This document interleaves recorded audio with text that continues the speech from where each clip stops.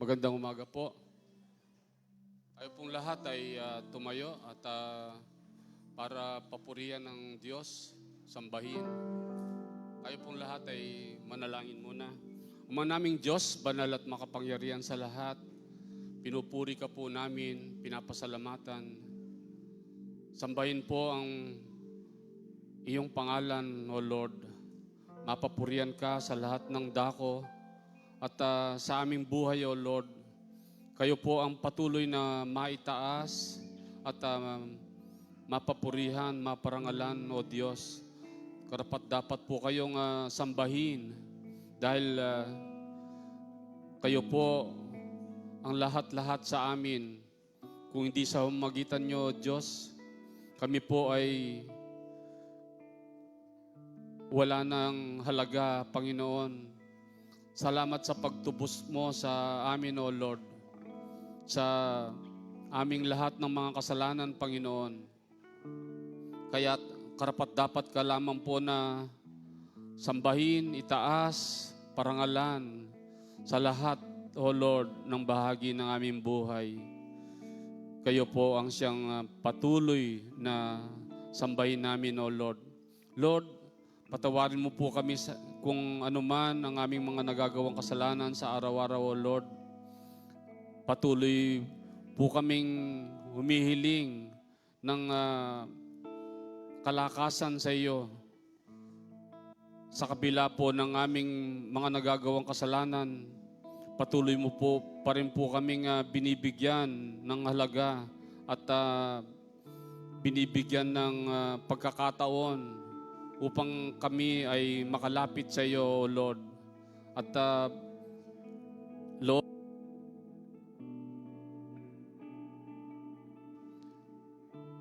nagkakasala po kami sa inyo sa isip, sa salita at sa gawa, O Diyos.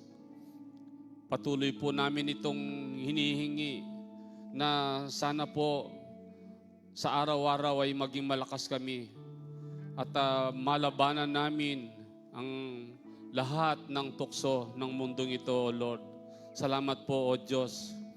At Lord, salamat po sa lahat-lahat ng mga pinagkakaloob mo sa amin, sa lahat ng biyaya sa araw-araw, O Lord. Patuloy po kaming nagpapasalamat sapagkat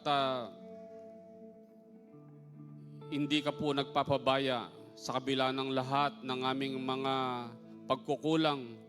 Ngunit dahil sa inyo, kami po ay nagiging sapat, O Lord. Salamat po. At sa umagang ito, O Lord, sa lahat ng gagamitin mo na tatayo dito sa harapan, O Lord, ikaw po ang siyang patuloy na maitaas. At ang pastor na iyong gagamitin, O Lord, itago mo po siya sa iyong presensya, bigyan ng karunungan. At sana po, O Lord, ang lahat ng mga salitang aming maririnig, ito po ay aming maisapamuhay upang maging malakas kami na harapin ang kahinaan ng mundong ito. Palakasin mo po ang aming espiritual na pamumuhay, O Lord, upang patuloy po kaming maging karapat-dapat sa iyong harapan, O Diyos. At sa mga awitin na sasambitin namin ngayong umaga, O Lord, tanggapin mo po ito na mabangong samyo. At kayo po ang patuloy na maitaas at kayo ang maging sentro ng aming lahat ng aming aawitin, O Lord, sa umagang ito. At patuloy po kaming sasamba at magpupuri sa iyo. At hindi po kami magsasawa na ikaw ay aming papurihan, O Lord. Lahat po ng sasambitin ng aming mga labi, O Lord, kayo po ang siyang mapapurihan, O Lord. Maraming salamat, O Lord. At ngayon pong umaga, amin na pong inihahabilin sa iyo ang lahat ng aming gagawin, ang lahat ng aming babalakin ngayong umaga, O Lord. Kayo po ang siyang patuloy na maitaas at mapapurihan. Maraming salamat, O Lord. At ito po ang aming samot dalangin na may pasalamat sa tanging pangalan ng iyong bugtong na anak na si Jesus. Ang lahat po ay magsabi ng Amen and Amen po. Maraming salamat po.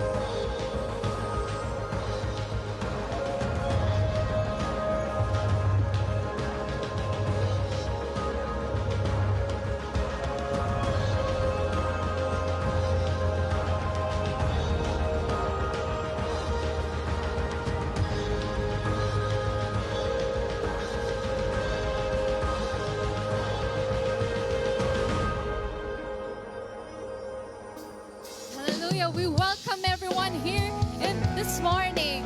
Malaya po tayo makakapagpuri sa ating Panginoon sa pamamagitan po ng ating pag-awit ng buong puso at buong lakas ngayong umaga. Halip po tayo magpuri. Kung ang puso'y di malinis, paano haharap sa'yo? Kung ang sala'y bibilangin, paano lalapit sa'yo? Ngunit doon sa Kalbaryo, kasalanan mo'y nilinis mo. Ayun ang iyong pag-ibig, ang buong daigdig. Pag-ibig ko ay aming pagdiriwang, ikaw sa amin walang hanggan. Ikaw, Jesus, ang aming kaligtasan. Ikaw lang, ikaw lang, ikaw lang, ikaw lang ang hari ng lahat. Amen. Ang Diyos lamang ang hari na ating sinasamba ngayong umaga. Amen po ba? Ating muling awitin.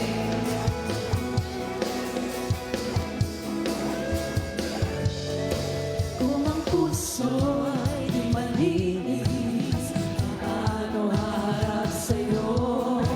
Kung ang sala'y bibilangin, paano lalapit sa'yo? Ngunit doon sa Kalbaryo, kasalanan ay nilinis mo. Amen. Ang iyong pag-ibig, ang buong daigdig. Pag-ibig mo ay aming pagdiriwang, biyaya mo sa amin walang hanggan. Ikaw, Jesus, ang aming kaligtasan. Ikaw lang, ikaw lang, ikaw lang, ikaw lang ang hari. Pag-ibig mo ay aming pagdiriwang, biyaya mo sa amin walang hanggan. Ikaw, Jesus, ang aming kaligtasan. Ikaw lang, ikaw lang, ikaw lang, ikaw lang ang hari ng lahat. Amen.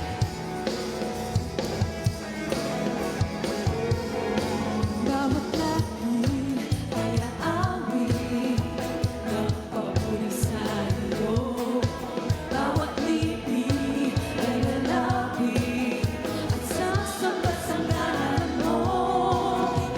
doon sa Kalbaryo, sa nadalay ni mismo. Doon ang iyong pag-ibig, Amen. ang buong daigdig. Pag-ibig mo ay aming pagdiriwang, biyaya mo sa amin walang hanggan. Ikaw, Jesus, ang aming kaligtasan. Ikaw lang, ikaw lang, ikaw lang, ikaw lang ang aming pag-ibig mo ay aming pagdiriwang, biyaya mo sa amin walang hanggan. Salamat, Panginoon. Sa iyong biyaya, aming Panginoon. kaligtasan. Ating namin Ikaw pinagdiriwang ngayong umagang ikaw ito. lang, ikaw lang, ikaw lang ang Hari ng lahat.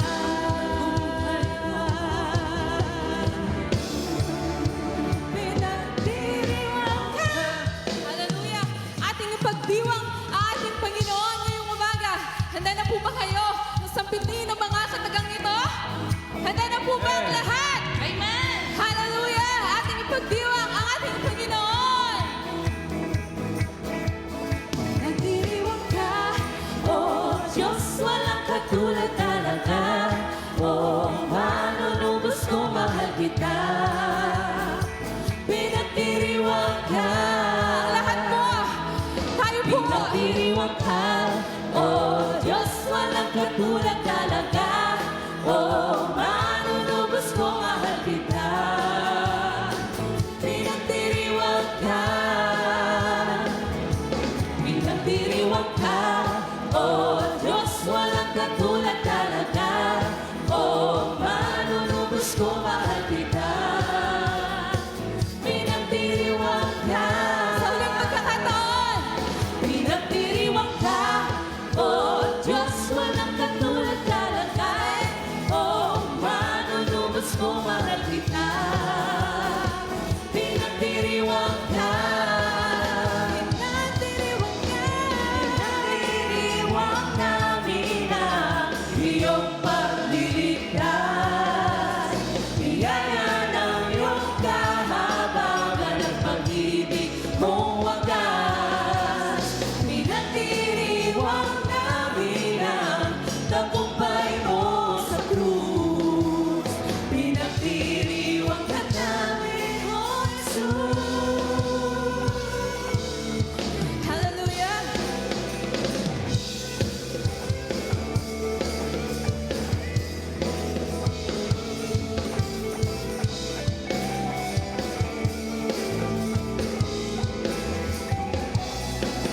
Kadalanan sa puso'y umaabang at di may sa larawan ng awit at ng saya.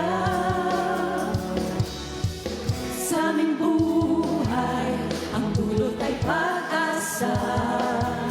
Sa pagtibis ng iyong dugo, Jesus, mga pagkakasala'y napatawad na. Pinagdiriwang namin ang iyong pagliligtas. Biyaya ng iyong kahabagan at pag-ibig mong wagas. Pinagdiriwang namin ang tagumpay mo sa krus. Pinagdiriwang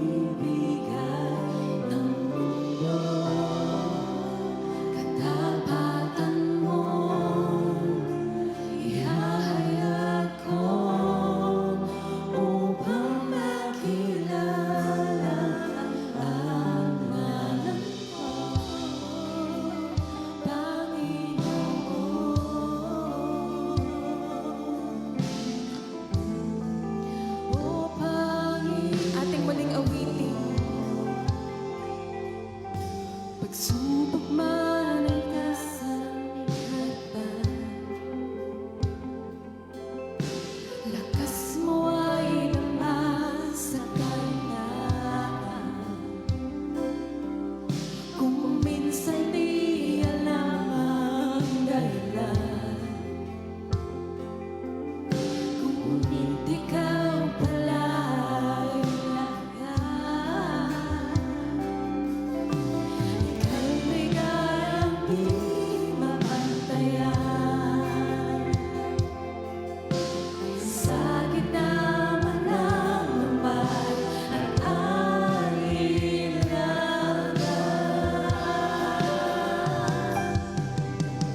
oh Panginoon,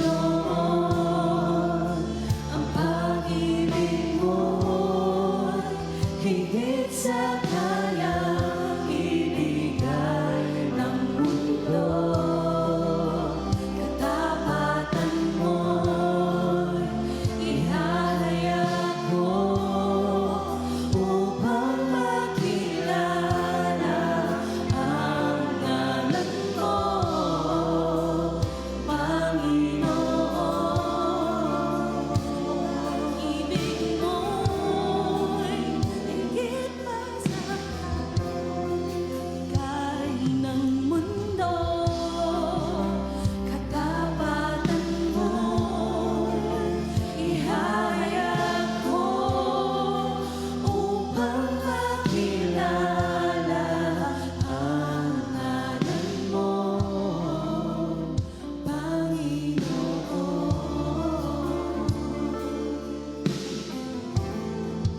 O Panginoon, Jesus, ika'y nasa aming harapan. Ikaw ay naman sa kanan.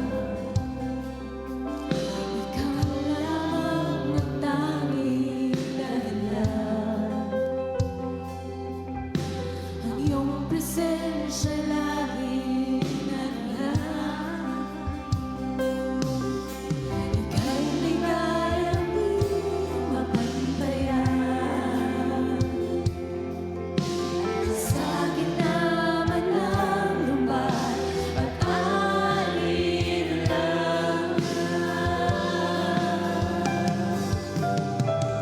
oh Panginoon, ang pag-ibig mo'y higit sa kayang ibigay ng mundo.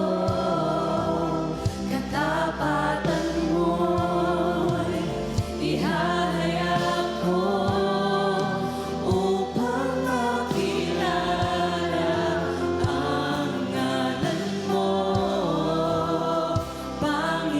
Panginoon. Ang pag-ibig ng Diyos ay sapat-sapat para sa ating lahat. Amen po, God. Kaya Panginoon, kami aawit ng pabuling awit. Aking maitaas ang iyong pangalan. Hallelujah. Upang makilala ang ngalan mo, Panginoon.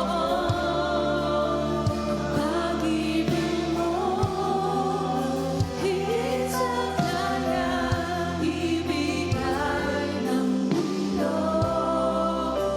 Katapatan mo ihahayag ko upang makilala ang ngalan mo,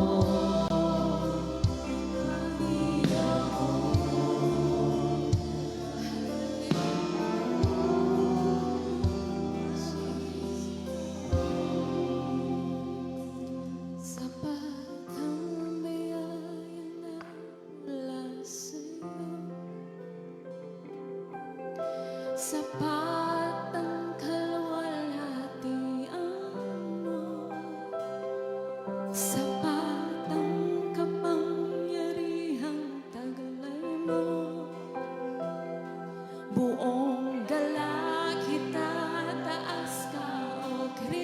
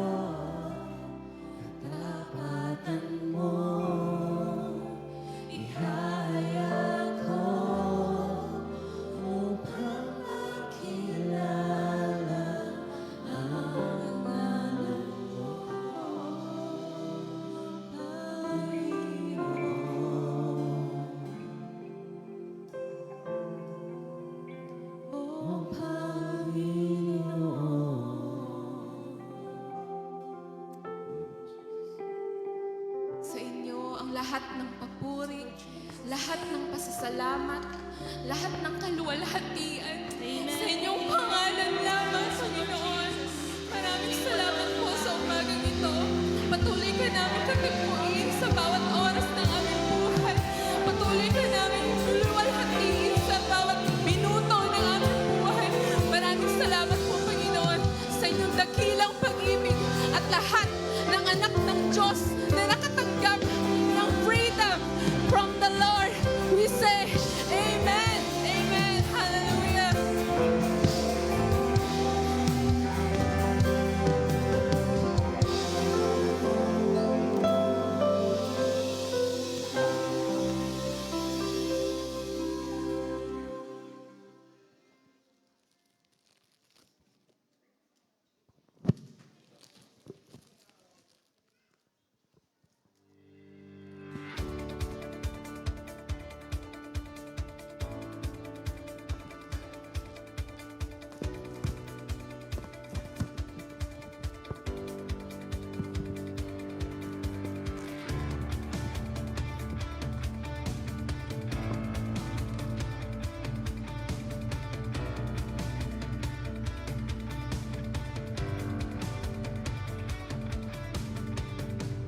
Magandang umaga po sa ating lahat. Lahat po tayo magsabi ng Praise the Lord. Tayo po ba ay pinagpala? Kala ko lang magsasabi ng lahat tayo ay pinagpapala. So, ngayon pong araw na ito po yung ating isa sa pinakamahalagang pagpuri natin, pagtaas natin ang pangalan sa Panginoon. Dahil ito ang gawain na gustong-gusto ng Panginoon. Dahil gusto niya kayong lahat tayo. Gusto niya tayo ay pagpapalain. Makikita ng tao na ang mga Kristiyano, ang mga naniniwala sa Panginoon, lalo na kay Jesus, siya ay pinagpapala. Ay, ganun pala ang Kristiyano, ano po? Kaya nga, sabi nga sa Proverbs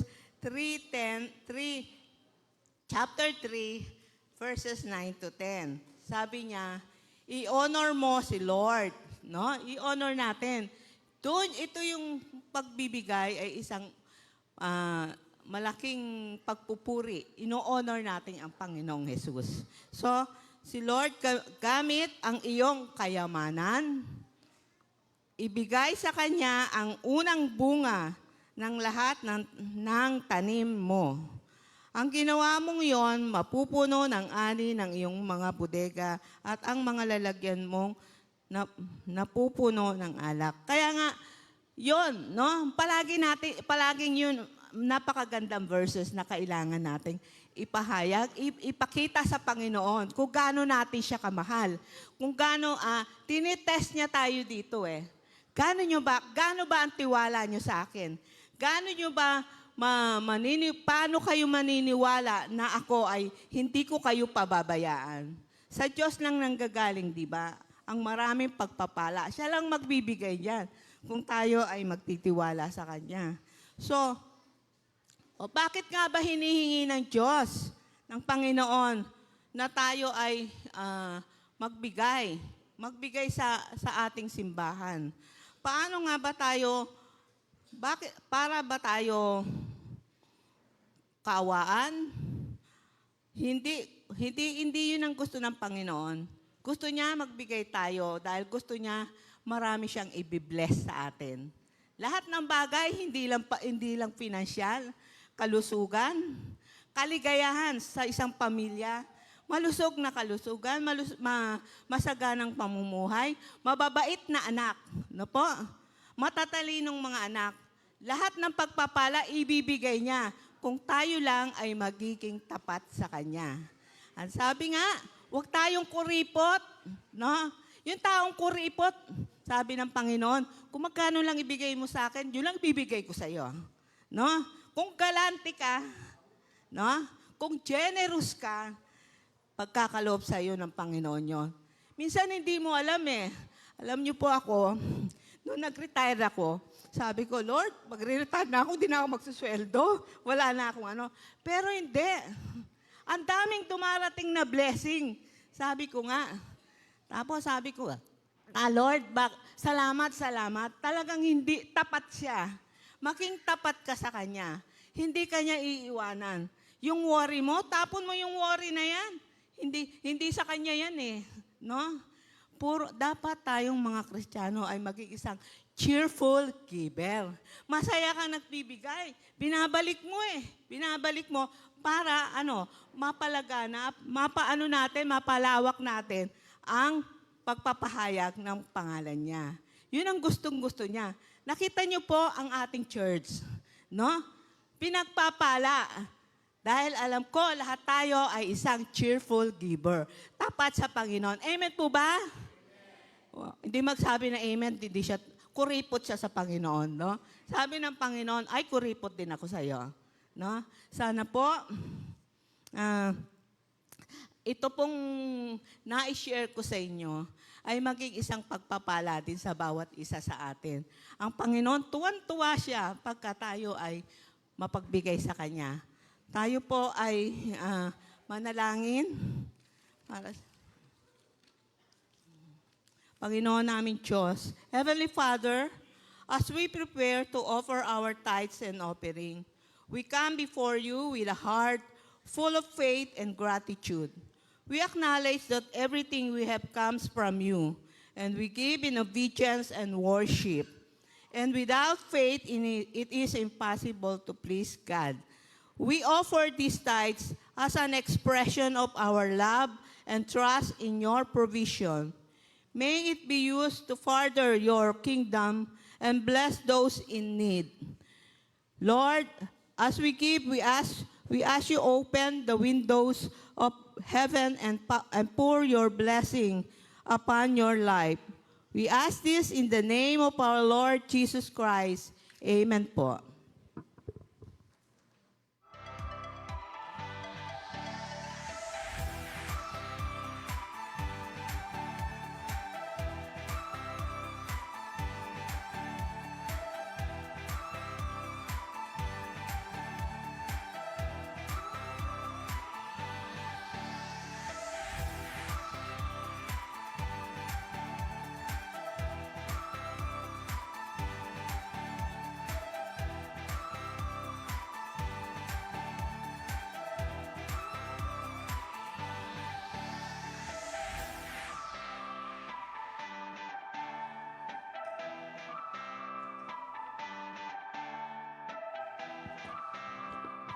Magandang umaga po sa bawat isa. And also this morning, we are glad to welcome, kung maaari pong tumayo, si Benigna Ramel. Siya po ang mother ni Brother Joby. So welcome po sa Christ Center Life City Church. At kami po again ay nagagalak at nakasama po namin kayo sa araw na ito. At of course, church, we all know next week, ano pong meron?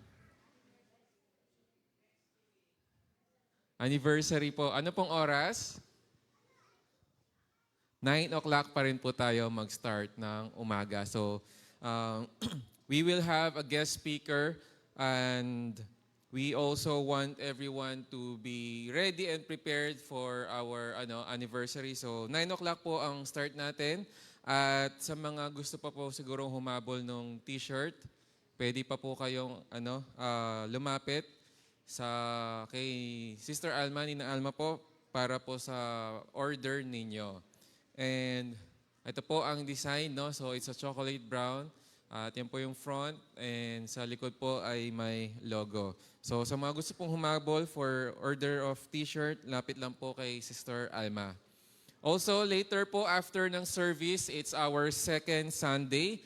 So every second and fourth Sunday po, meron po tayong life group. At dito po ay papangkat-pangkat po tayo into small, having few members, no, as much as possible po, maximum of 5 nang sa gayon po lahat ay magkaroon ng oras upang makapag-share na kanilang mga natutunan na pakinggan or makapagbigay ng papuri sa Diyos sa kanyang pagpapala sa buhay nila. So, it's just a few minutes, no, maximum din po siguro ito, mga 15 minutes, and it is after the service. Meron din po may po-provide na merienda para hindi po kayo magutom. So, in-encourage din po natin yung mga bata, katulad po nasa likuran ko, pwede po silang dalhin sa baba. No? Meron po tayong mga teachers doon na magtuturo po. So, alam ko po may practice din po sila dahil may special number po yung mga bata sa anniversary. And lastly, before we proceed to hearing God's Word, every week, every Sunday, tayo po ay nagbabasa. Sabay-sabay po nating basahin ang New City Catechism. So these are 52 questions and answers na nagpapahayag kung ano po ang paniniwala ng isang Kristiyano base sa tinuturo ng Biblia. And so now we are on question number 28. So more than half na po, no? Pag sabay-sabay po nating pagbulay-bulayan, ano ang mangyayari pagkatapos ng kamatayan doon sa mga hindi nakipag-isa kay Kristo sa pamamagitan ng pananampalataya? Ayon po sa John 3:16 to 18 and 36, sa araw ng paghuhukom, matatanggap nila ang nakakakilabot ngunit matuwid na hatol ng kapahamakan na ipapataw sa kanila. Sila ay aalisin sa harapan ng Diyos at sila ay itatapon sa impyerno at parurusahan doon ng may katwiran magpakailanman. So now, let us continue worshiping God as we listen attentively, avoiding distractions, hearing His message delivered by Pastor Eric Sinyo.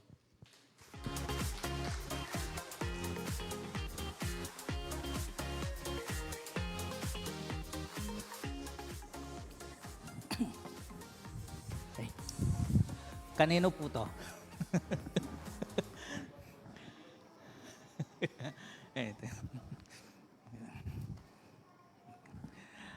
Praise God. Hallelujah.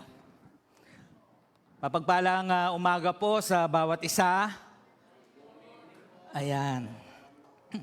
Salamat po sa ating Panginoong Diyos. Nandito naman po tayo. Buhay, malakas, malusog. No? Sa biyaya po, lahat yan ng ating Panginoon. Kanina nga po, pambungad pa lamang ho nung awiting kanina, napahaleluya po ako eh.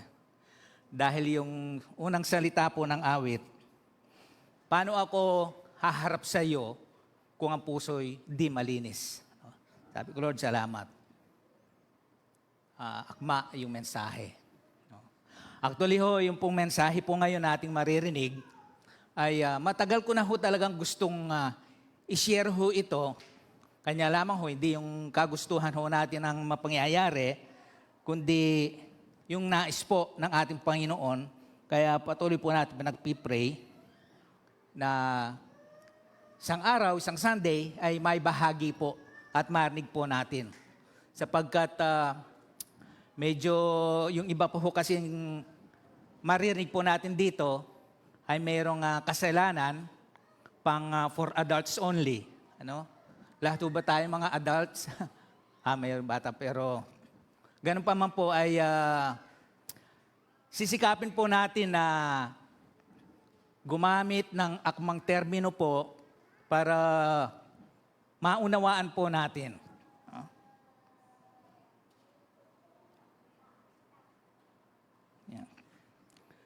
So, nais ko pong tayo muna ay manalangin. Ayan. Dakilang Diyos, aming Amang Banal, kami po ay lahat dito sa lugar ng bahay-sambahan ay nagpapasalamat po muna sa iyo at nagbibigay papuri po sa iyo sa kadahilanan po na kami ay muling idinako mo po sa lugar na ito. Buhay, malakas, malusog, masigla, Panginoon. Salamat po sapagkat ikaw ang patuloy na gumagabay sa amin. Nagtuturo, humaakay sa amin, O Diyos, doon sa nais mo po na buhay na makita mo po sa amin.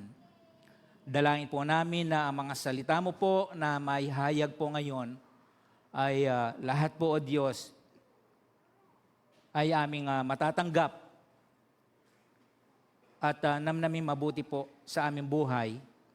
Sa ganon, patuloy po kami na mabago patungo doon sa wangis mo po.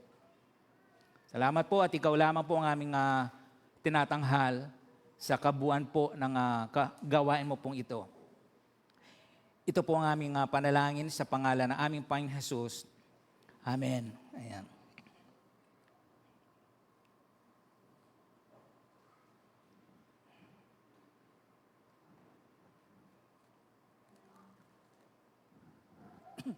Actually ho, napansin ko lamang ho, ito ho, tatlo ho kasi ang bihira na lamang o yung iba iniiwasan na may pangaral o marinig. Ano ho? Dahil nga po ito ay, kasi nasanay ho kasi ang mga mananampalataya doon sa mga aral na, yun nga, pumapabor. Yung papasok ba, pakabig. Yung kumikiliti ho sa atin. Ano? Pero yung mga mensahe po o aral na kung saan ay may dapat tayong gawin. No? Minsan, yun ho ang hindi na natin naririnig o naipapangaral. Dahil nga ho, iniiwasan ho ito sapagkat ikangay sensitibo ho. No? Tatlo ho ang napansin ko dito no? Na madalang na lang ho natin narinig na ipapangaral. Una, yung kasalanan. No, marami ang ayaw pagdating pag binabanggit ang kasalanan sapagkat maaring may masagi sa ating mga buhay na maaring andun pa tayo. No? So iniwasan po yun. Pangalawa, yung pagsisisi. Bihira na lang din ho nating marinig yung pagsisisi. No? At ang pangatlo, yung kabanalan o yung holiness. So sa tatlo pong yaon, isa doon po ang ating nais na ibahagi po at marinig natin sa umaga pong ito. At ito nga po, yaong kabanalan o holiness. Actually, pag sinabi ho natin holiness, doon na nga ho yung yung papasok na doon yung kasalanan. Papasok na doon yung pagsisisi din ho. Pero mas maganda ho, mapag-aralan natin na hiwa-hiwalay po yaon. Pero sa ngayon po, ito ho yung kabanalan o holiness. Di ho ba, bihira na lang ho natin ito narinig. Madalas, blessing, pagpapala, yung lahat ng ikinatutuwa natin. Pero pagdating po sa kabanalan, siyempre ho, sabi nga ng iba, mahirap mamuhay sa kabanalan. Pag nagbahagi ka po patungkol nga sa kasalanan, sa isang tao, sasabihin sa iyo, ikaw ba hindi nagkakasala? Yun agad tirada ho nila pabalik sa iyo Ano? Pero tayo po bilang mananampalataya ay kailangan ho itong ganitong mga aral ho ay huwag ho nating iwasan. Actually ho, kala ho ninyo, kayo lang ho minsan ang ano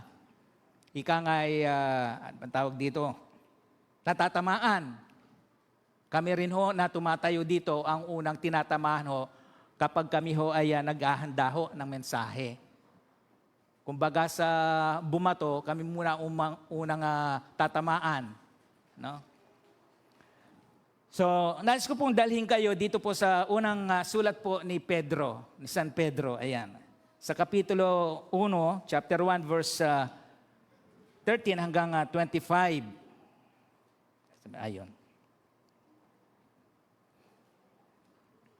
Sabi ho, kaya nga, ihanda ninyo ang inyong mga isipan. So, isipan ho agad ang binanggit po dito ni Pedro. Bakit ho? Kasi ang isip po natin, napakabilis ho niyan na pasukan ng mga hindi magaganda. No? Marurumi.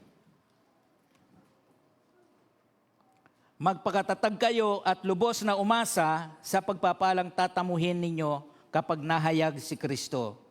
Bilang mga anak, sundin ninyo ang Diyos at huwag ang masasamang hilig tulad ng ginagawa ninyo noong kayo'y wala pang tunay na pagkaunawa.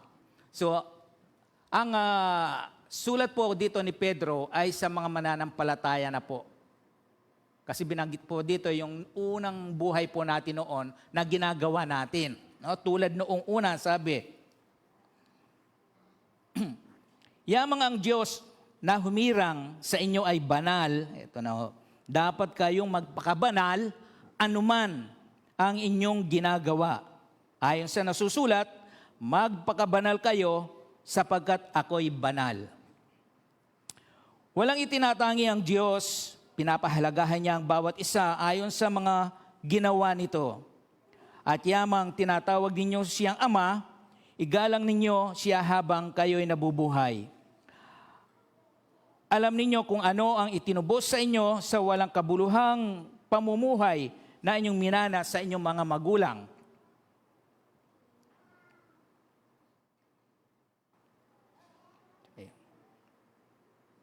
Ang itinubos sa inyo ay di mga bagay na nasisira o nauubos, paris ng ginto o pilak, kundi ang buhay ni Kristong inihain sa krus. Siya ang korderong walang batik at kapintasan, itinalaga na siya ng Diyos.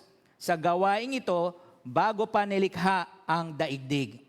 At alang-alang sa inyo, ipinahayag siya bago sumapit ang katapusan ng mga panahon. 21.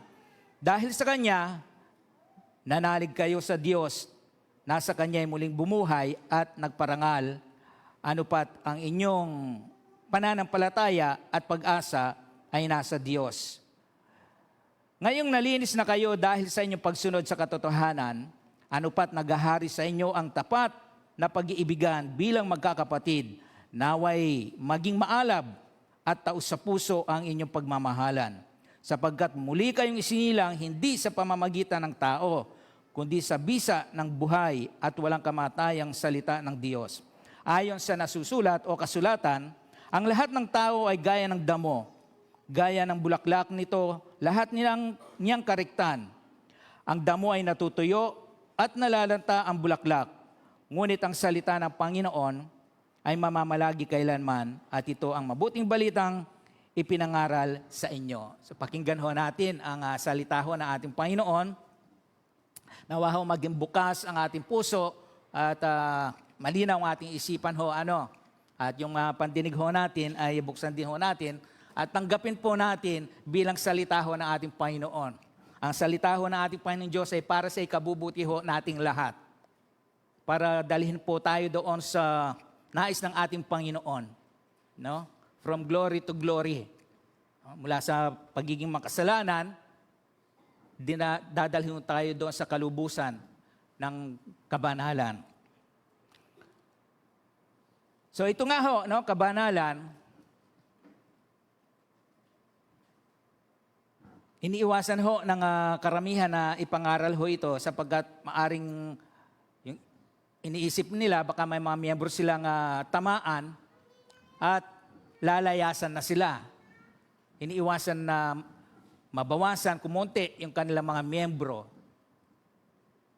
Pero dapat ho, bilang mga sinasabi ho nating mananampalataya, mga Kristiyano, ay kailangan ho laging bukas ang ating puso sa lahat po ng salita ng ating Panginoon.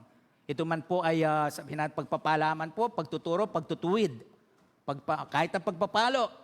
No, kapag nakakarinig ho tayo na kailangan na pinapalo tayo ng ating Panginoon, sabihan na ba ng kasulatan, huwag tayong malungkot.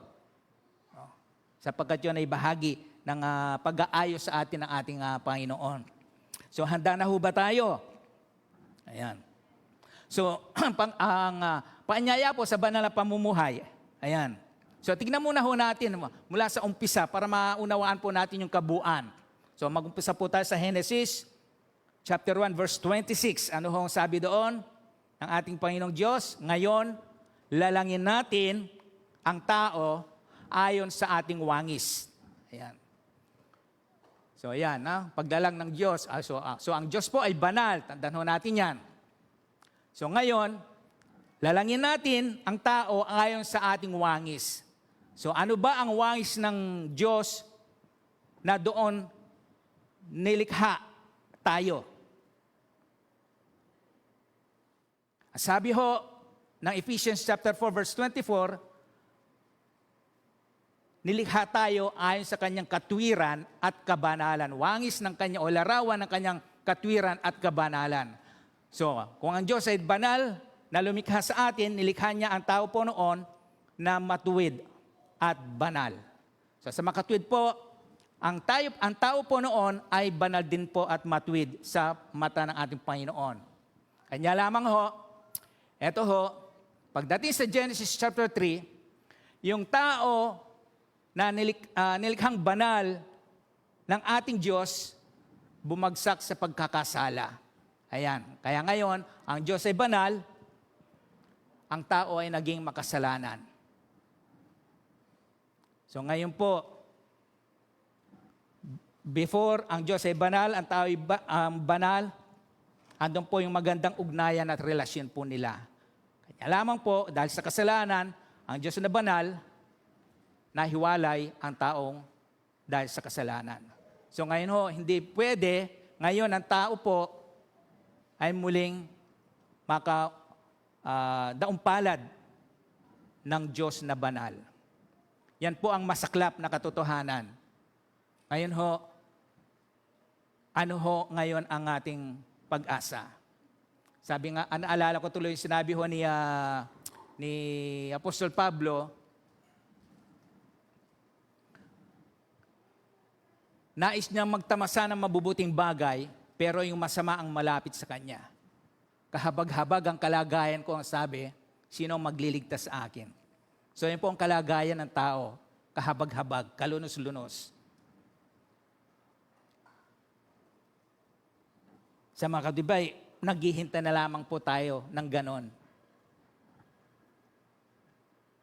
Salamat po sa ating Panginoon, gumawa ho siya ng paraan. Yun ang magandang balita. Kaya may magandang balita o mabuting balita Gumawa ang Diyos ng paraan. Ngayon, tignan ho natin ngayon.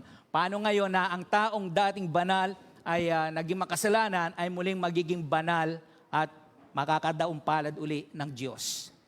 Yan. So, paano makapamumuhay sa kabanalan? No? Bumagsak ang tao. So, ngayon, ang taong makasalanan ho, kailanman ho, ay hindi kailanman makapamumuhay sa kabanalan. Yun nga ho, kanina binanggit ko, si Pablo, gusto niyang magtamasa ng mabuting bagay, pero bakit yung masama ang malapit sa kanya? Ganon din ho tayo sa atin. Sabi nga sa kanta, gusto kong bumait, pero di niya magawa, sabi. Kasi dahil po sa likas nating kalikasan, makasalanan.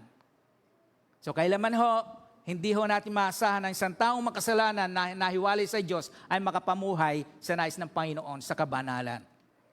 Ang tanong ho ngayon, paano ngayon ang isang taong makapamumuhay sa nais ng ating Panginoon sa kabanalan?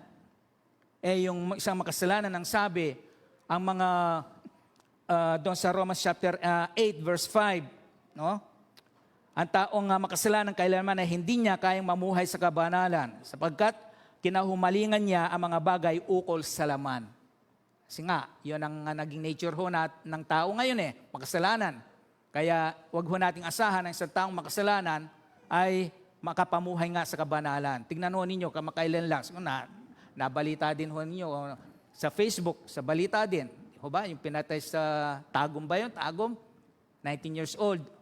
Mga kabataan, kabataan ang pumatay. Oh. Yan ho ang kalikasan ho kasi ng tao Ngayon, yun nga ho ang tanong, paano? Makasalanan ng tao. Imposibleng makapamuhay doon sa sinabi ng ating Panginoon na nabasa natin na mamuhay sa kabanalan. So, kinakailangan po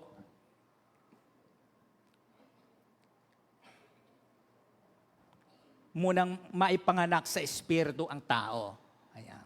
Yun ang tinatawag doon sa John 3 na muling kapanganakan.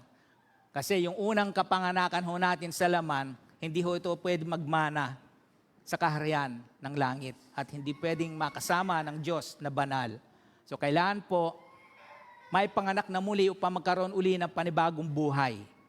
Panibagong buhay sa harapan ng ating Panginoon. At yun po ay hindi sa kagagawa ng tao, ng laman, ang sabi ng banal na kasulatan, kundi ito po'y gawa ng Diyos. Ang Diyos po ang gagawa nito. At kanina, nabanggit natin sa pamagitan ng kanyang salita. Kaya ang tao po kailangan makapakinig ng salita ho ng Diyos. No? At kapag ang isang tao po'y naipanganak sa Espiritu, doon na ho mababago ang mula sa pagiging kalikasan niya makasalanan, yun na ho, babalik na ho, yung original na nilikha sa kanya ng Diyos, yung pagiging matuwid at banal. Kaya ngayon, kaya yung sulat ni Pedro po dito, hindi para sa mga unbeliever po ang sinulatan niya dito, yung mga Kristiyano na ho. Kaya ngayon, tayo mga Kristiyano na ho ngayon, ang sulat na ito po ay para sa atin. Bilang mga naipanganak na ho sa Espiritu, tayo ho ang sinulatan ni Pedro ngayon na mamuhay sa kabanalan. At kaya ngayon, ang pinagnanasahan ho natin ay ang mga bagay na ukol sa Espiritu. Sabi ho doon din sa Romans chapter 8 verse 5 kung itutuloy ho natin.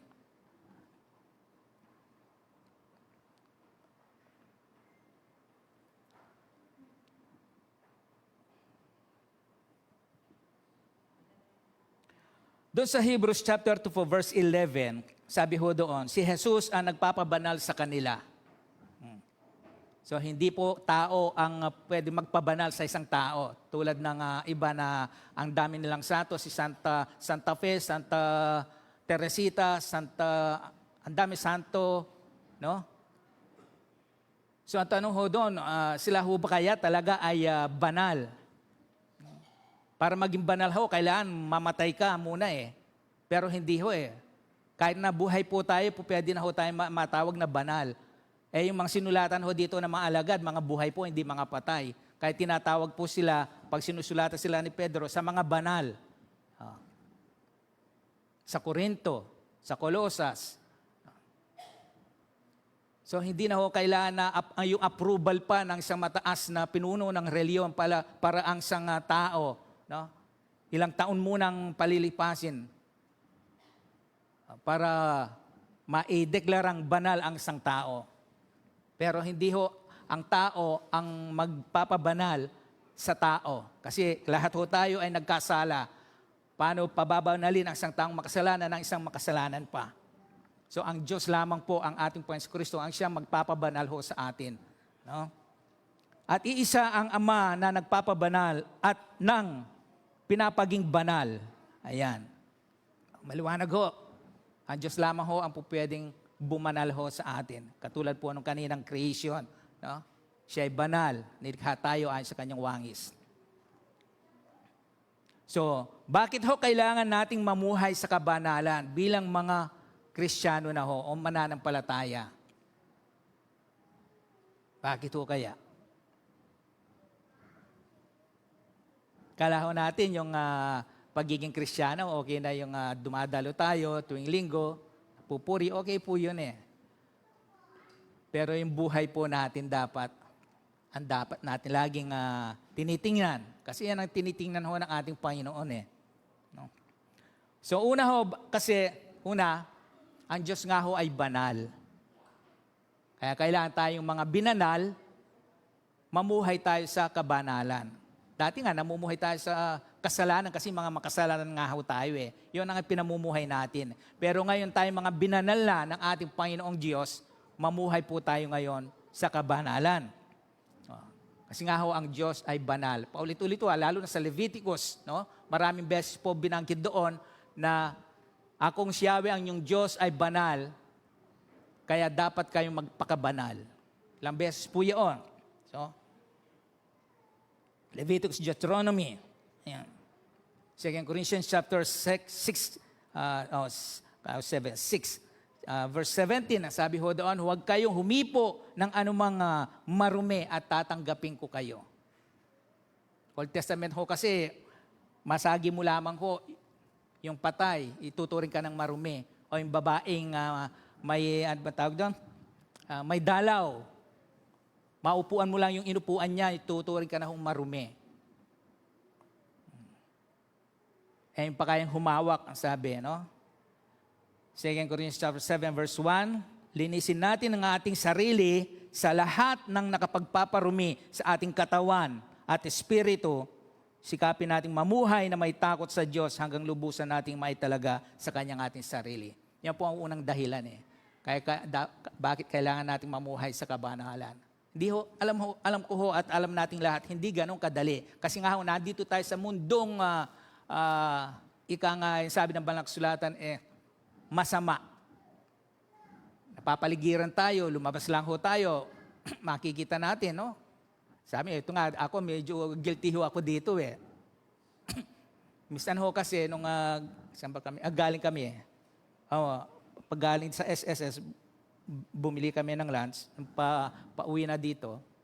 Dito ho sa St. Jude, di ba may intersection ho dyan? Di ba meron pong lane sa kaliwa, paliko sa Lasatin? Di ho ba? Yun ay lane para sa pakaliwa. Yung second lane po, para sa mga diretsyo. Papuntang Angeles po, dito sa Sindalan. At yung outer lane, pwede yung dumiretso doon kahit naka-red light. Kaya lang may pag-iingat. Yung mga ibang truck ho, andun sa talagang left, sa kaliwa, paliko. Mayroong pumunta dito sa second lane. Naharang yung mga nasa likod nito kahit sa halip na dumiretso sila dahil naka-green ako napunta dito sa outer lane. Pwede dumiretso. Nung natapat po ako ho kasi gigil ako sa mga driver na kamote na tinatawag No? Kung basta't magawa lang yung gusto nila, wala silang pakialam. So andito ho ako, andito yung truck, andito yung ibang mga truck, nilaliliko, andito siya, andito ako. Nung natapat po akong ganon, binuksan ko yung, sabi ko, kamote, sabi ko, naka-black ka dyan. Kasi nakaharang yung nasal ko niya, hindi sila makadiretso Nagdrive ako, sabi, parang nakaramdam ako ng guilty Mali yata yung nasabi kong gano'n. No?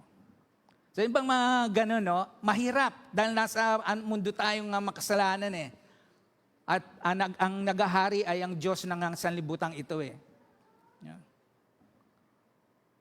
Kaya nga ho, sabi magpakabanal kayo. Ibig sabihin yung magpakabanal, pamumuhay po ito mamuhay kayo. Bilang mga binalal, mga Kristiyano. No? So yun po yung una, ang Diyos banal, kaya dapat po, kasi sabi nga ng aklat ng Revelation, walang anumang bagay na marumi na papasok sa langit. Ang langit po ay lugar ng Diyos na banal. Lugar na banal po yun, sabi ng Banal na Kasulatan.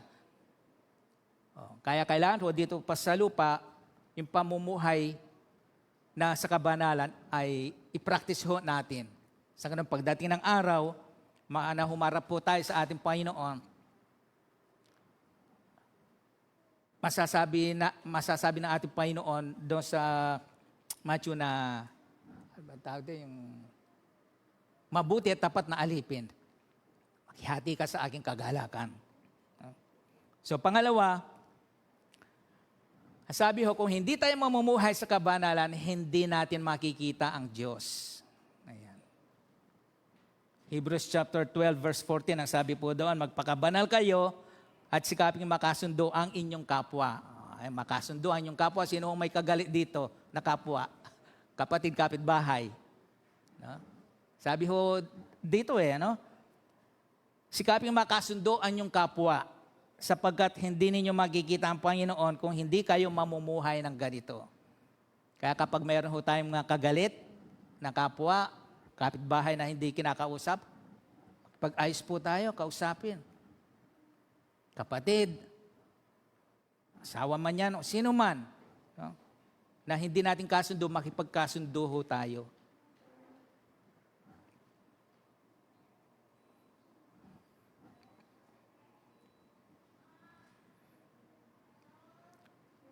So, una, mula sa verse 13 hanggang 16, ito ho yung paanyaya sa banal na pamumuhay ang sabi.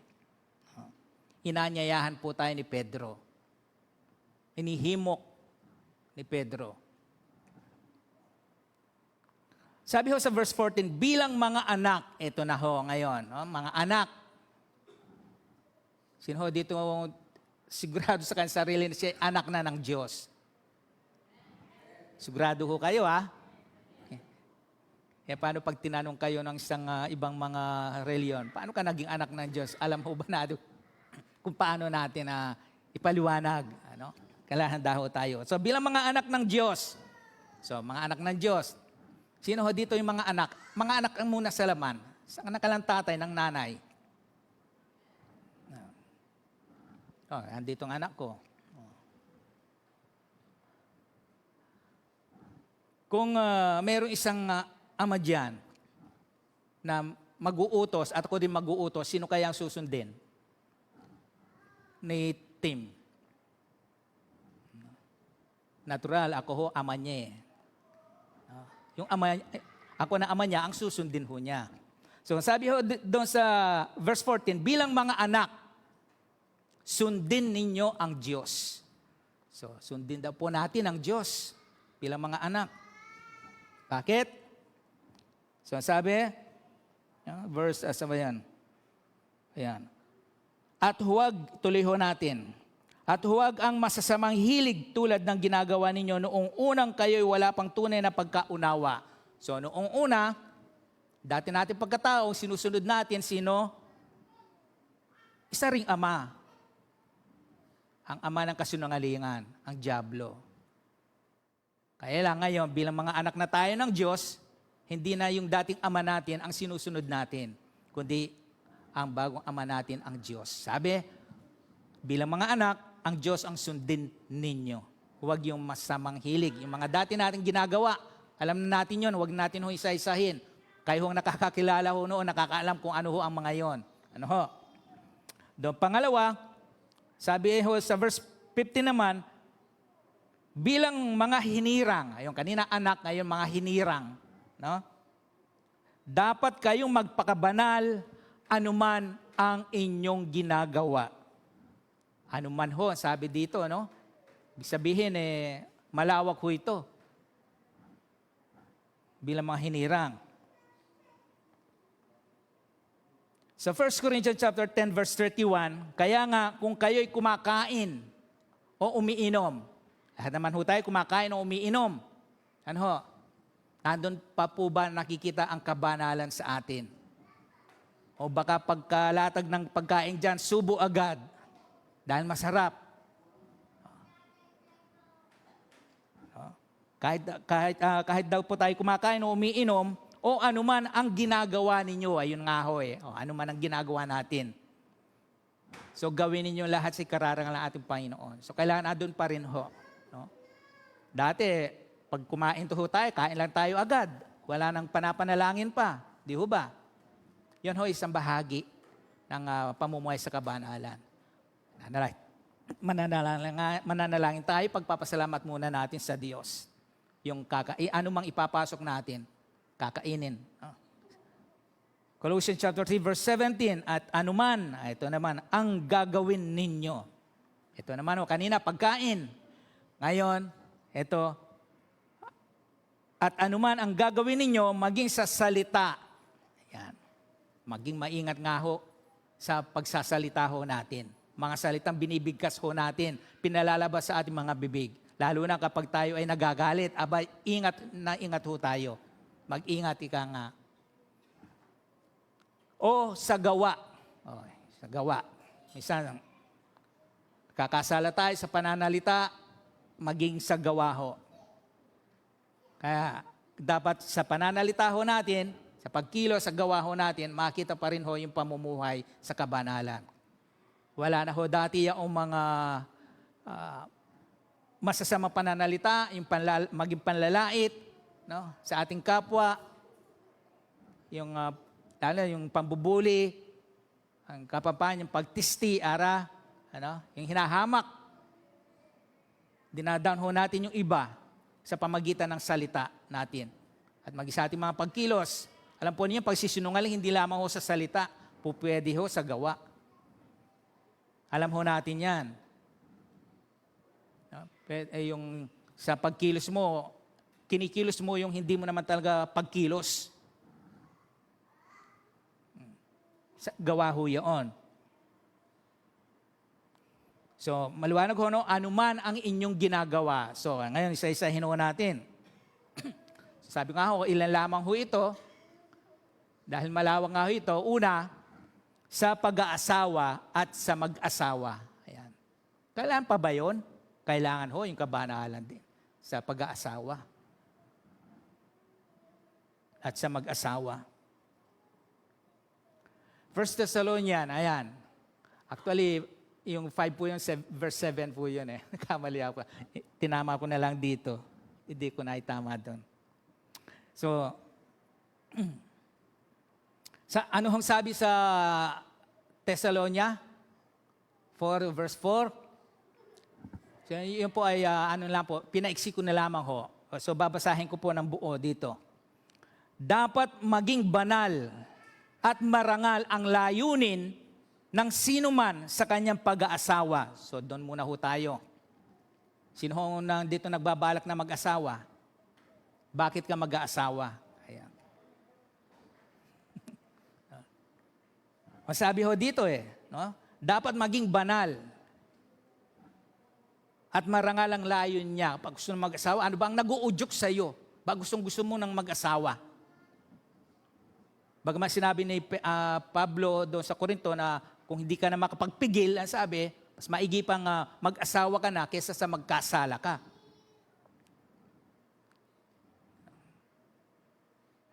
So hindi lamang ho ito yung pagsunod sa nasa ng laman, ibig po sabihin doon. Dahil nga kaya nga ay payo lang ho ito doon sa mga magsing irog pa, hanggat maaari po maiwasan yung physical contact po. Kasi kung hindi ho maaring matungo po doon sa hindi nga ho maganda. No? So kailangan marangal at banal ang layunin ng sino man sa kanyang pag-aasawa. No? 7, at hindi, ito nga ho, pagsunod sa pita ng laman. Ayon, hindi lamang sa udyok dahil hindi ka na makapagpigil nga. Ano? Marami hong nangyayaring ganyan. No? Kalulungkot, may laman na, kinakasal. Nauna yung, sabi ng matanda, nauna yung deposito. No? Bago yung kasal. Dahil nga ho yun. No? Dahil sa pagsunod sa pita ng laman, tulad ng inaasal ng mga taong hindi nakakakilala sa Diyos, yung pong gawain nga ng mga unbeliever na hindi mananampalataya. Pero kaya nga bilang mga mananampalataya, lalo na sa mga kabataan, mga kabataan pa, kung hanggat maaari, aral muna. No? Aral muna. Saka na yung, tawag ko dito, saka na yung kilig. So, mahirap pag ganun ho. No? Ika nga lalo sa mga kabataan ho ngayon, mapupusok.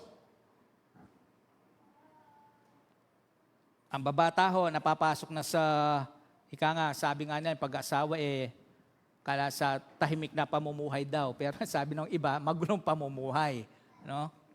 Kala kasi ng iba, lalo na yung mga kabataan, na pag-asawa puro kilig.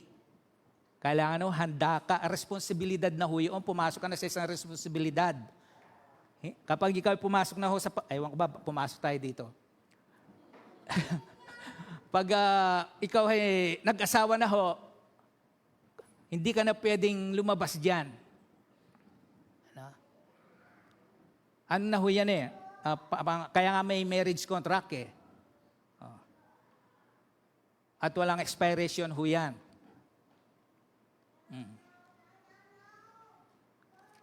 Gawain ho kasi yun ng mga hindi sumasampalataya. No?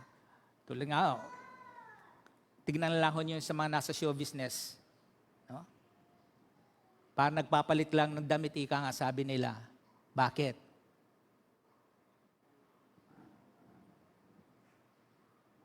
Maka-encounter lang ng sa kalang relasyon na mag-asama, maka-encounter lang na itong si lalaki, may makita siya sa babae at yung babae may makita sa lalaki na hindi niya gusto, ang solusyon nila, hiwalayan. Di ba ganon? Pero tayo po bilang mananampalataya, sabi ho dito, hindi dapat ganon tulad ng ginagawa nila o inaasal. Then tuloy natin, tayo'y tinawag ng Diyos upang mamuhay sa kalinisan at hindi sa kahalayan. Sa mga kalaswaan. Ano po, alam mo natin yan, no? Lalo na ho sa mga may Facebook. Sa ako nagugulat may nakakapasok po inaano agad yung ex para mabura agad ho mabilis ho. Mga malason, mga mahalay, na mga porn, panoorin, no? Sa mga kaisipan. So, hindi ho tayo tinawag ng Diyos sa kahalayan, kundi mamuhay. Diyon tayo tinawag ngayon ho. Mula doon sa kadiliman nga nilipat tayo sa liwanag ng kanyang anak. So, bilang mga, sabi ng Banal na Kasulatan, bilang mga nasa liwanag, mamuhay nga tayo ngayon doon sa bilang mga taong naliwanagan. So, yun po yung una, no, sa pag-asawa at mag-asawa. Then sa Hebrews chapter 13, andun ba? Ayun. Sa mag-asawa, igalang ang pag-aasawa at maging tapat sa isa't isa. Sa mag-asawa po dito, lahat tayo may asawa ho dito. At isa lang ho, dapat ang ating asawa. So, sa mag-asawa ho, dapat andun pa rin ho yung pamumuhay sa kabanalan. So, maging tapat ho tayo sa ating, ano ba tawag dito? Kabiyak. Ayun. Sapagkat hatulan ng Diyos ang mga mapakiapid at mga nangangalo niya. Kaya nga ho nilikha ng Diyos si Adan, isa lamang ho ang nilikha niyang Eva. Hindi iba-iba. Ano? So, andun po yung katapatan ho natin sa lalaki mga asawa, babae mga asawa. No?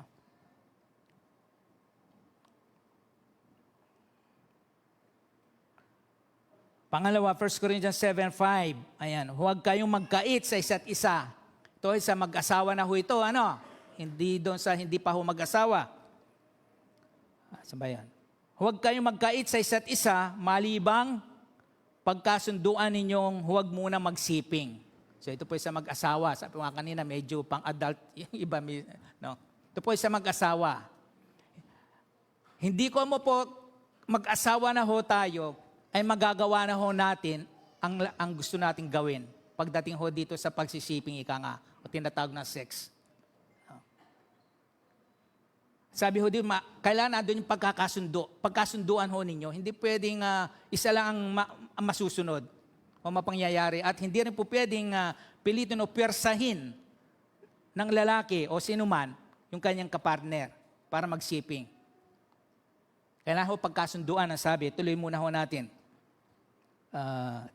Sa mayong. Huwag mo na magsiping upang maiukol ninyo ang panahon sa pananalangin. Pagkatapos, magsiping na kayo uli kayo upang hindi kayo matukso ni Satanas dahil sa hindi na kayo makapagpigil. Alam po ninyo, may batas ho tayo. Ngayon, kahit na asawa mo na, hindi basta-basta na magawa mo na lang yung gusto mong gawin sa kanya. Pupwersahin mo siya na sumiping, kundi makakasuhan ka ho ng rape. Kahit asawa mo na ho yan. Kaya nga sabi ng Banal na Kasulatan, malibang pagkasunduan ninyo. Di ba? Mas maigi yaon. Ano? May pagmamahal, ika nga. Then, 7:16 ng 1 Corinthians pa rin. Ito ho, sa ating, yung mga asawa ho dito, ang lalaki at babae, na yung asawa nila hindi pa po mananampalataya, hindi pa po Kristiyano. Ito ho, sabi, kung babasahin ho natin, ito'y suliranin tungkol sa mag-asawa Kinuha ko na lamang po yung badang ibaba. Na sabi kasi doon, kung ikaw na lalaki o babae, mayroon kang asawang hindi pa kumikilala sa ating Panginoon, huwag mong hiwalayan. Sabi. Malay mo, sabi nga dito, malay ninyo, mga babae, o na lalaki, baka kayo ang magiging kasangkapan sa ikaliligtas ng inyong asawa.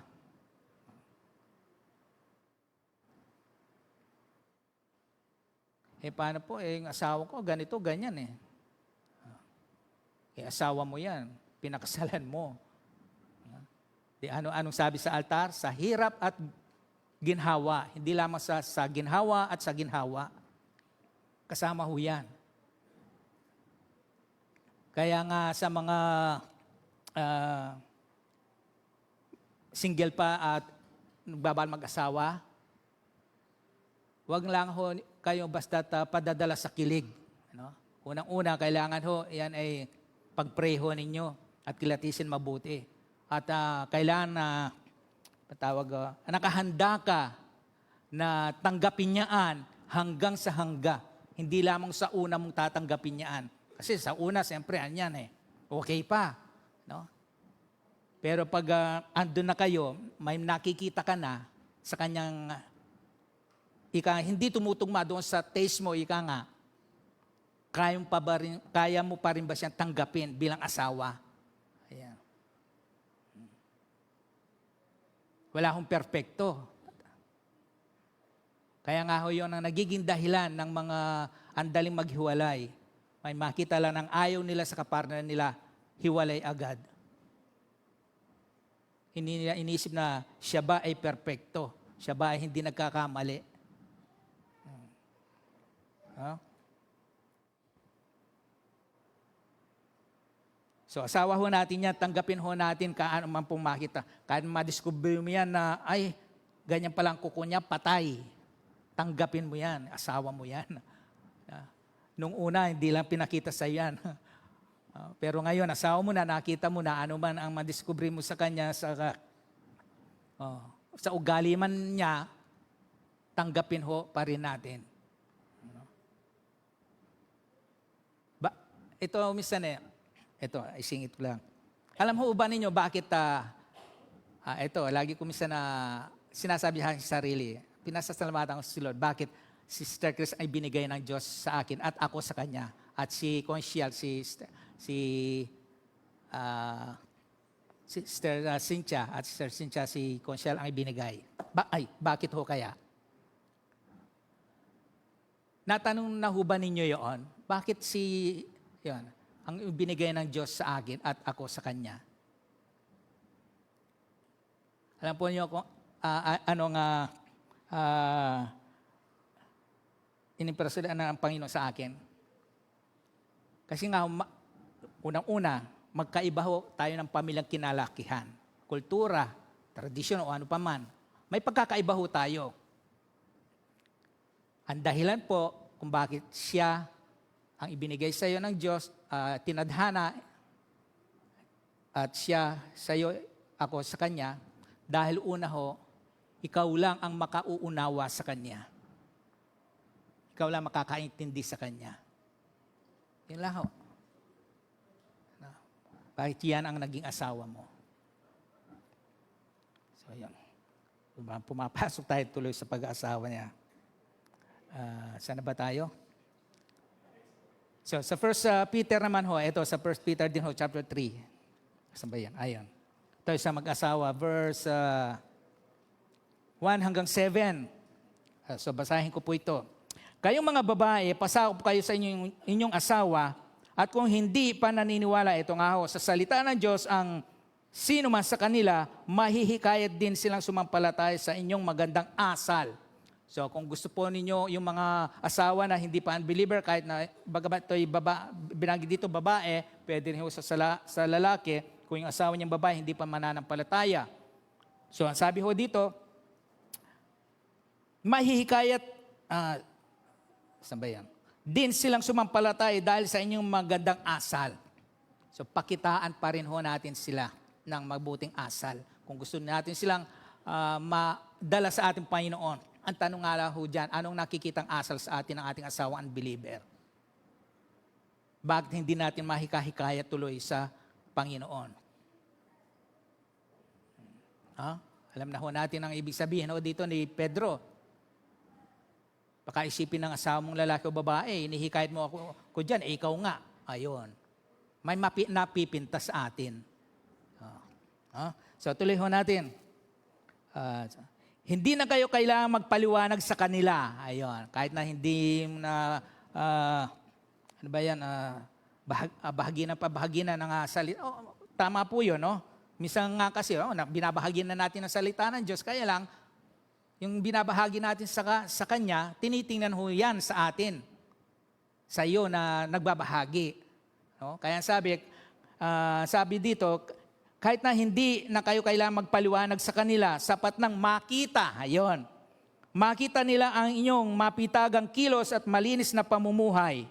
Ang inyong ganday, huwag lamang sa kagayakang panlabas, lamang pares ng pag-aayos ng buhok, pagsusuot ng mga gintong hiyas at mamahaling damit. Sa halip, pagyamanin ninyo ang gandang natatago sa kaibuturan ng puso, ang gandang walang kupas na likhang mayuming at mainhing diwa at lubhang mahalaga sa mata ng Diyos. So, ibig sabihin, huwag lang daw po yung panlabas ang ating pinagaganda sa mata ng ating unbeliever na asawa, kundi higit yung panloob. No? Yung panloob, yung asal, yung ugali, sabi ho doon. Yan ang kagandahang pinagyaman ng mga banal na babae noong unang panahon. So, sila ay nanalig sa Diyos at nagpasakop sa kanilang mga asawa. Yan ang halimbawang iniwan ni Sarah. Sinunod niya at tinawag ng Panginoon ang asawa niya si Abraham. Kayo rin ay mabibilang sa kanyang mga anak kung matuwid ang gawa ninyo at wala kayong kinakatakutang anuman. Ito ang lalaki. May 7 pala. Sa ating mga malalaki, mayroon pala dito. Kayong mga lalaki, kayo namang mga lalaki, pakitunguhan ninyong mabuti ang inyong asawa. Tratuhin, ika nga. Hindi pagmalupitan o saktan o pagbuhatan ng kamay. Alam ko naman wala dito, mga Kristiyano no? Pero pinapaalala pa rin ho yan ni Pedro sa mga lalaking Kristiyano. No? Kasi sabi nga ng sulat, sila ay mahihina. No? Hindi katulad natin mga malakas. Ito pala yun, no? Sapagkat sila'y mahina at tulad ninyo ay may karapatan din sa buhay na walang hanggang kaloob sa inyo ng Diyos. Sa gayon, walang magiging sagabal sa inyong panalangin. Biruin mo, mananalangin kayong dalawa, may samaan pala kayong loob. Sagabal ho yun. Kaya sabi dito, pakitunguhan. Kailan maayos po. Hindi ho natin, sa mag-asawa, hindi ho natin maialis. Minsan mayroong tampuhan, di ho ba? Sinuod dito mula nung mag-asawa sila hanggang ngayon, hindi sila nagtampuhan o nagkagalit man. Normal ho yun. Kaya lang, kasama ho yun Kumbaga, doon lang ho, tumatatag, lumalago ang pagsasama ng mag-asawa. Kasi kung mula nung kinasal kayo, anong edad kayo, puro kayo, paswiti-switi, abay, hindi lumago kayo, ibig sabihin. Hindi ho kayo lumago. Kasama ho yan sa paglago sa buhay mag-asawa. Kailangan hindi pagkakaunawan, pagkaintindihan, pagkakasundo, pero naaayos naman ho yun pag napag-usapan. Kaya pag nanalangin kayo, wala nga hadlang. No? So, yan po. Then, sa mag-asawa po, yan sa mag-asawa at sa mag-aasawa. Sa mga magulang naman, ayan, mga magulang, hindi yung magulang magulang. Parents hindi yung magulang sa mundo. Ephesians chapter 6 verse 4. Ayan, sa mga magulang naman kailangan kung tayo ang mga magulang, lahat pwedeng gawin din natin, lahat gusto natin gawin sa ating mga anak. Kailangan bilang mga Kristiyano, ando pa rin dapat yung kabanalan. Mga magulang, huwag ninyong ibuyo sa paghimagsik laban sa inyo ang inyong mga anak. Bakit minsan may mga anak na lumalaban sa kanilang mga magulang?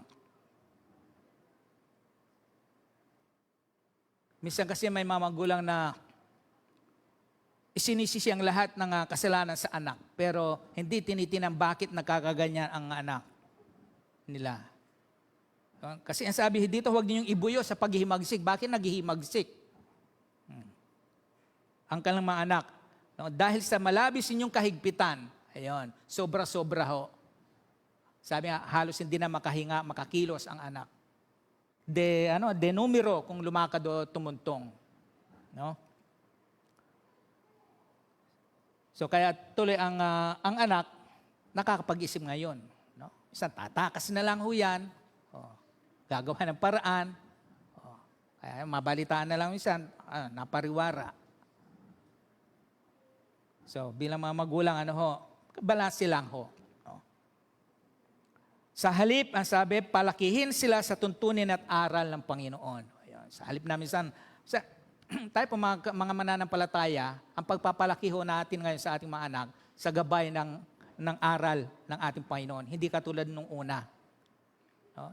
Yung pagtuturo, yung pagpapalaki na sa ating mga anak, may kasamang ika nga, yung kamay na bakal na tinatawag. No? Minsan may physical na pananakit, minsan sa pananalita, tuloy, ang bata, ang anak natin, bumababa ang esteem niya sa kanyang sarili. Ang tingin niya sa kanyang pagkatao. No? Ang mga magulang, minsan hindi nakakapagpigil minsan, nakapagsalita sa mga anak na hindi maganda. So, pagkat alam natin yung damdamin ng isang ama o magulang, gusto lang mapabuti yung anak. Kaya minsan, namamali tayo ng pamamaraan. No? Ay para hindi ho tayo mamali, gawin ho natin sa gabay. No? Ang sabi nga dito, palikin sila sa turo at tuntunin at aral ng Panginoon. Yan hong gamitin natin. Hindi ho tayo magkakamali. No? Proverbs 22:6 ang sabi ho, ituro sa bata ang dapat niyang lakaran na sa paglaki niya, hindi niya ito kakalimutan. Dati yung mga ginagamit natin noon, kaya hindi tayo pinakikinggan, di ho ba? Minsan naririndi na lang ho sila sa atin. Aalis na lang sila. Minsan gagalit tayo. Pero salamat sa ating Panginoon.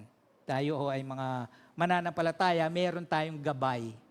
Ito salita ho ng ating Panginoon. So, Colossians chapter 3 verse 21, mga ama, huwag ninyong kagagalitan ng labis iyon.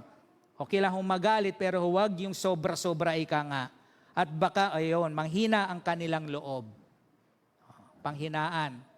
Di ho ba, minsan, sa mga hindi mananampalataya po, minsan sa labis na napagalitan ng magulang, ano hong nangyari?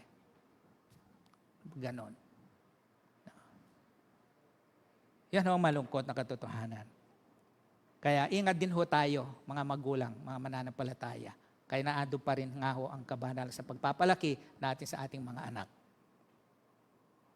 Sa mga magulang ho yun ngayon, mga anak, kala nyo, ano kayo dito, aligtas meron kayong masamang anak. Bilang mga anak, kailangan ho, andun din ho sa inyo yung pamumuhay sa kabanalan. Sa paanong paraan?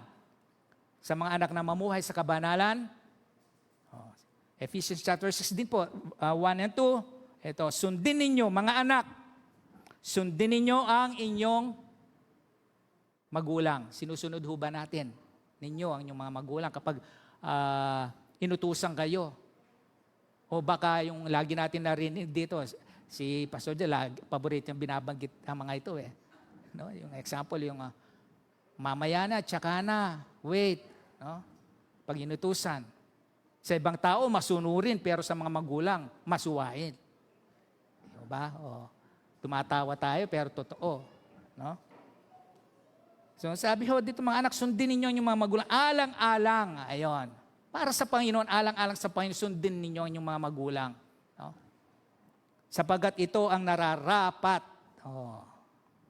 Dapat alam ho ninyo ito mga kabataan, mga anak. Ito ang nararapat sa mata ng ating Panginoon. No? Kung paano ng ating Panginoon Kristo bilang anak. Sabi, sa pagsunod nga niya sa kalooban ng Ama, natutuan niya ang magtiis, ang sabi. Masunod lamang niya ang kalooban ng Diyos Ama. Kaya tayo po, mga anak, no? So, makita ho sa atin.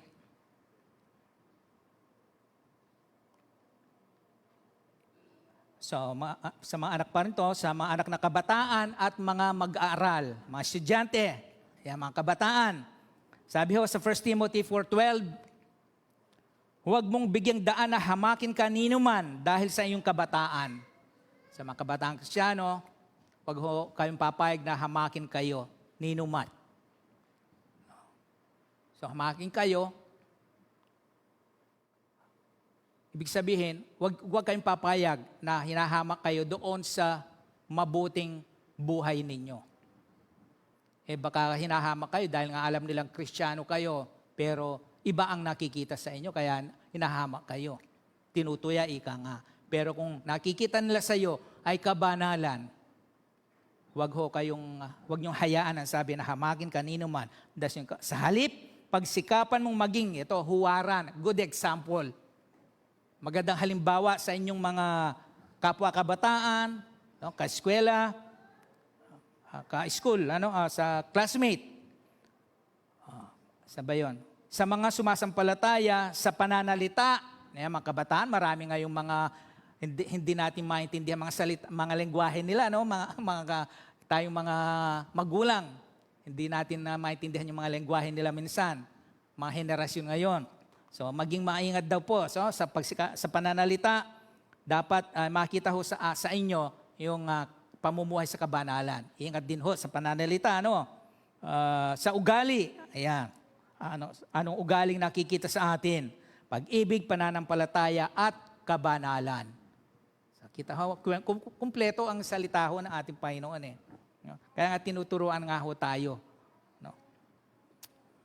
2 Timothy chapter 2 verse 22. Ito mga kabataan, kaya nga iwasan mo ang masasamang hilig ng kabataan. Ano ba ang masasamang mga hilig ng kabataan po ngayon?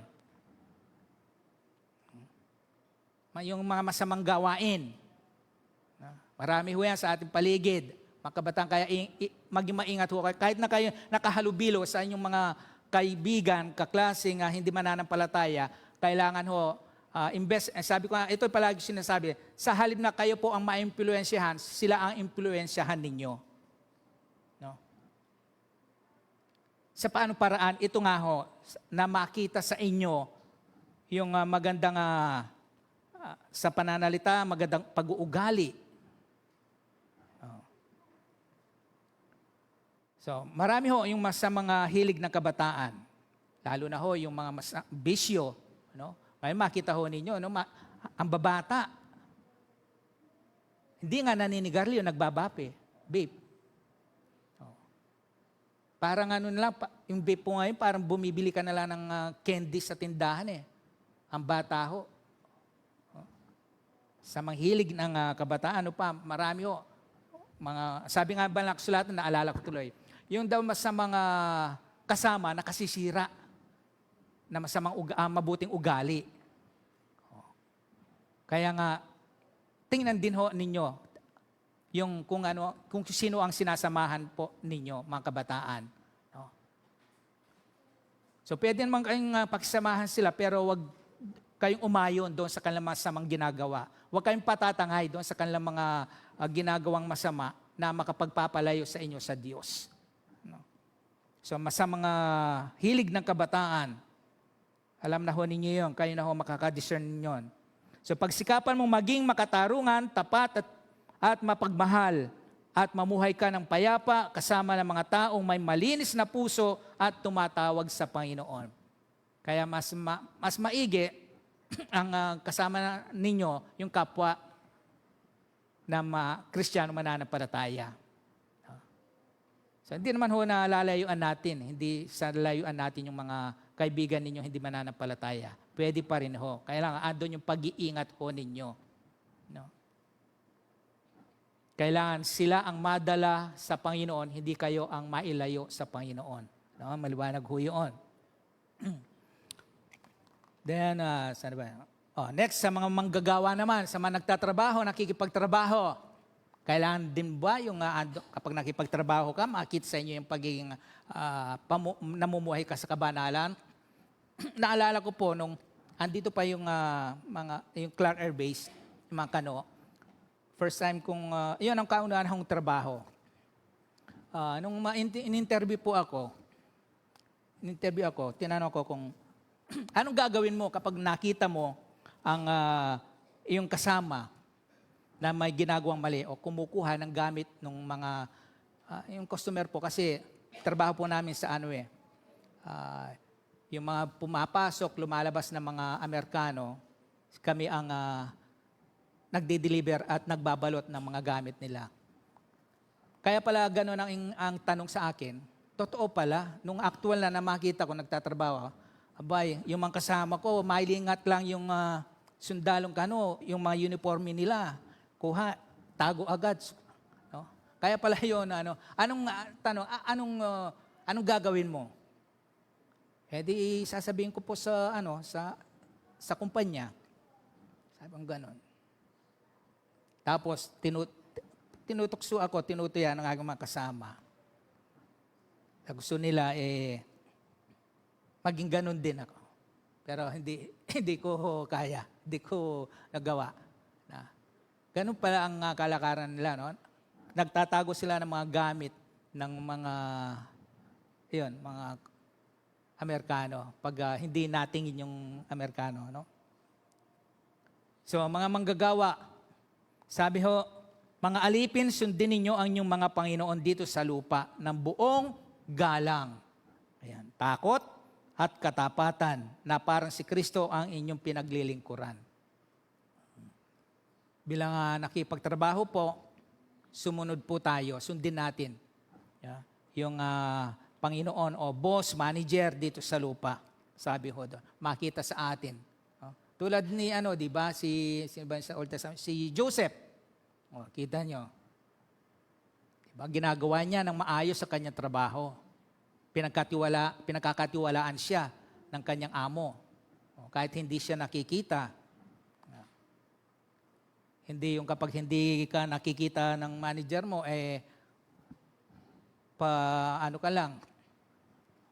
patsaman-tsaman, sabi nga nila. Pero pag anda na, alam mo dumating si boss, kunwari, busy ka.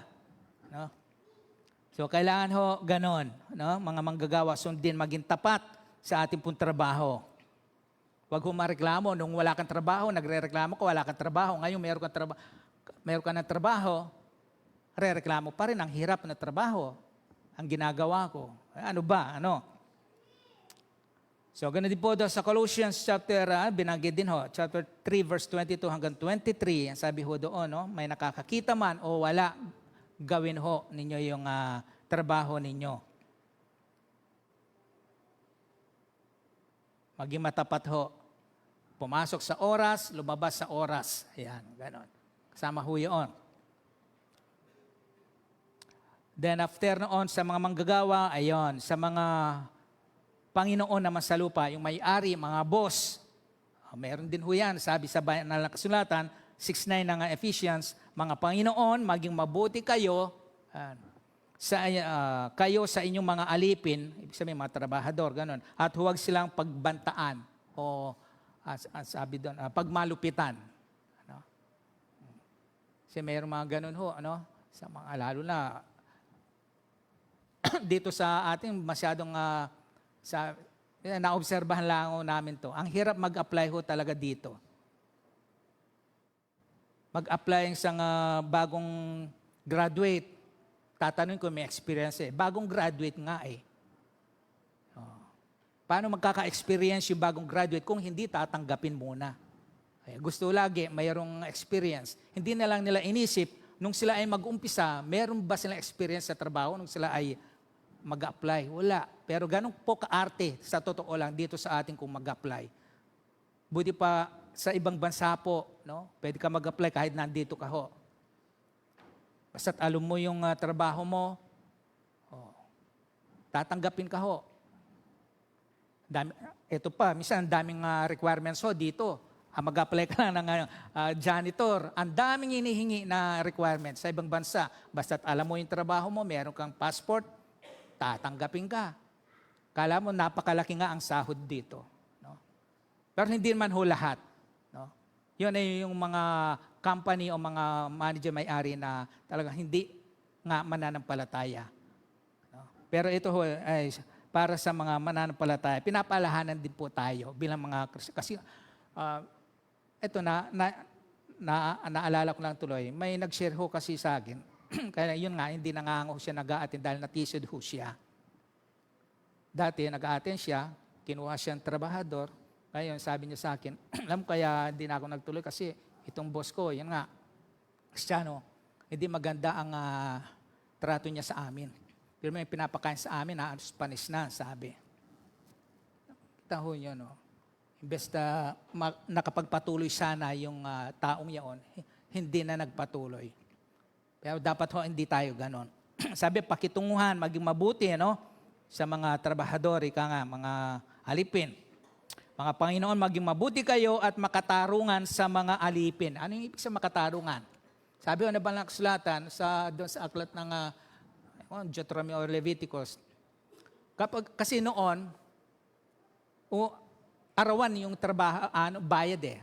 Kaya sabi doon, ibigay niyo sa tamang oras yung pinagtrabaho nung manggagawa. Kapag hindi niyo binigay ang sabi, kapag dumain sila sa akin, maging kasalanan ninyo yon. So, maging makatarungan, ibig sabihin, ibigay yung nararapat na sahurin, mga benepisyo ho. Magiging makatarungan. Kasi may mga company ho, di ho ba?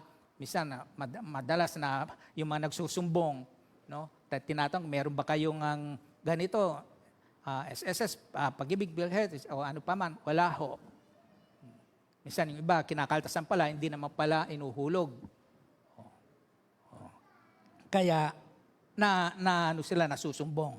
So, maging makatarungan. Ibig sabihin, kung ano yung nararapat, yung tama, gawin ho. No? So, binasa ko na yung Colossians 4:1, maging mabuti, makatarungan. Ayan. Deuteronomy 24 pala ho yun, 14 and 15. So, yan po yung paanyaya sa atin bilang sa banal na pamumuhay. So, tama-tama. Pagtatapos po. Pangalawa, mula sa 18 hanggang 16, ito ho kung bakit tayo ngayon na naging banal. No? Naging Santo Sosimo, Santa Cynthia, hindi na kailangan. Santo at Santa po tayo, mga banal ho tayo. No? Dahil may bumanal ho sa atin. Sa 18:19 doon sa binasa ho natin kanina, ito. Alam ninyo kung ano ang itinubos sa inyo sa walang kabuluhang pamumuhay na inyong minana sa inyong mga magulang. So, ang itinubos sa inyo, di mga bagay na nasisira o nauubos pares ng ginto. Ang sabi doon, no? Ito yung pinatubos. Hindi yung mga bagay na nasisira o nauubos tulad ng ginto, pilak. So ano po yung pinatubos sa atin? Pag tayo po ay pabanalin, sabi ho, ang buhay o sa ibang saling, ang dugo ng ating Panginoong Jesucristo na inihain sa krus. Yan po ang luminis sa atin, sa ating maruming nakaraan. Yung pagiging makasalanan natin, yan ang bumanal ho sa atin. Kaya ho, tayo ngayon bilang mga binanal na, nararapat lamang ho, ano man ang ating ginagawa, sabi, mamuhay tayo sa kabanalan. Ano man ang ating ginagawa. Saan man ho tayo matungo. Makita ho yung kaibahan ho natin sa kanila, sa mundong ito. Romans 12:1 and 2, dito na ho tayo magtatapos. Kaya nga ang sabi, mga kapatid, alang-alang sa masaganang habag sa atin, ako'y namamanhik sa inyo, ialay ninyo ang inyong sarili bilang handog na buhay. Sa ialay daw po natin. Kasi binanalang nga ho tayo, kaya ialay natin ngayon sa Diyos ang ating buhay bilang handog na buhay, banal at kalugod-lugod sa Kanya. Ito ang nararapat na pagsamba ninyo sa Diyos. Old Testament kasi hindi pwedeng mag-alay sila ng marumi. Sumamba sa Diyos na mag-alay ng marumi. Tayo ho, nilinis na ating Panginoon, kaya yung buhay po natin ngayon, sarili natin, ito, pag inialay daw po natin itong banal, kalugod-lugod sa Kanya, ito yung karampatang pagsamba natin sa Kanya. No? Saan ba yun?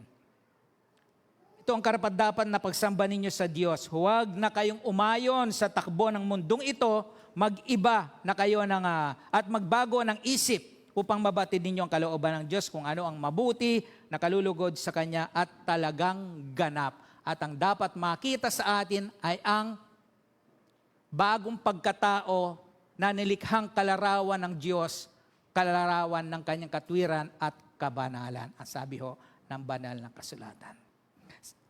Salamat aming Panginoong Diyos. Salamat ng marami sa mga salita mo po na aming napakinggan, nawa na ito po ay nagbigay sa amin ng aral ng pagtuturo, pagtutuwid sa amin nagbigay ng kaliwanagan, O Diyos, sa mga dapat pa po naming dapat gawin, ang ayon sa iyong kalooban. Sa aming sarili, O Diyos, hindi po namin to kaya.